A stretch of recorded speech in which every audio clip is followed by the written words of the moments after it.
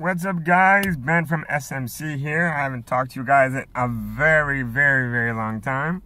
But, I didn't want to just say anything and make any sort of video. I feel it's important that I, give you guys great content and some really important information and stuff that's interesting in our day-to-day lives. So today I want to talk about the famous dinner date.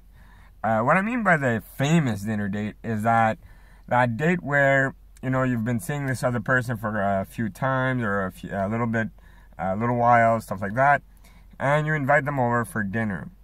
Now, a lot of people make big mistakes and a lot of people do great things. So today I just want to touch down on a little bit of that, the importance of that first impression of inviting them over. Now, again, it all depends on your intentions for this person. If you just want to, how could I put this gently, in and out, then by all means, do whatever. It doesn't really matter. You're not interested in this person. You just are interested in a quick in and out. Then by all means, go for it. Have fun. Do whatever. But if you are interested and you want to be with this person long term, you want to see it through, you want to see where things go, here's a few tips and a few tricks. Number one, a lot of people will over clean and over present. It's not such a bad thing, but I do think it's sort of like a lie. I mean, by all means, if you're a pig and you don't pick up your clothes and you really don't care and etc., by all means, clean up. But don't over clean like your parents used to do when visitors used to come over, friends and family, stuff like that. Do clean. Don't get me wrong. If there's a bad smell or you're a smoker, clean all the ashtrays out, etc. By all means, like I said, clean. But don't overdo it. That's my first tip. Tip number 2 is present yourself in a great way that she's already seen. Again, don't go out and buy a new tie or buy shiny black shoes. You can press your clothes, wear clean clothes, that's for sure. Be clean shaven, or if you have a beard like I do, just clean it up a bit. Do present yourself, of course, but again, like the house, don't overdo it. Tip 3, or 3, not 2, 3. Tip 3, the dinner. Now, of course, if you're ordering out, that's fine. That's up to you. But personally, I've always felt that food was a way to the soul and a key to the heart.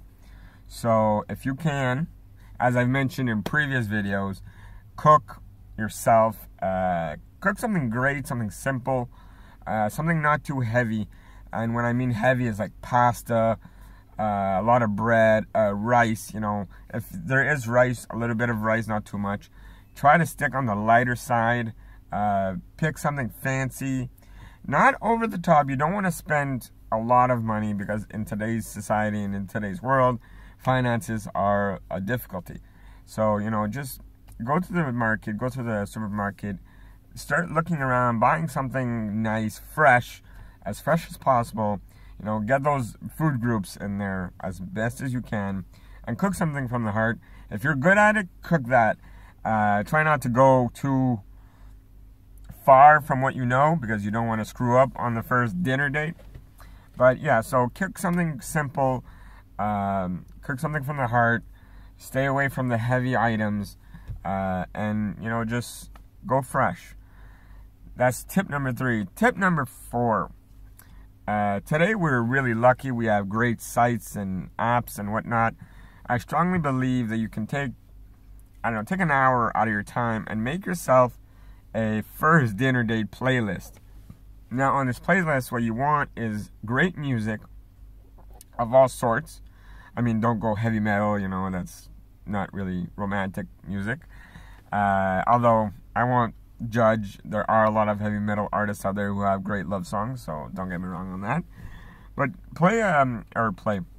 select a playlist that has great music and have it be a background tone, a background playing music, and have it be something that you both know. If you've been with this person a few times, you probably already know a little bit of their taste. So pick a few songs and make sure it's a good, 2-3 hours worth, because you want that playlist playing in the background. You do not want your TV playing. If it is your TV, then turn the screen off if you can. You just want that normal playlist.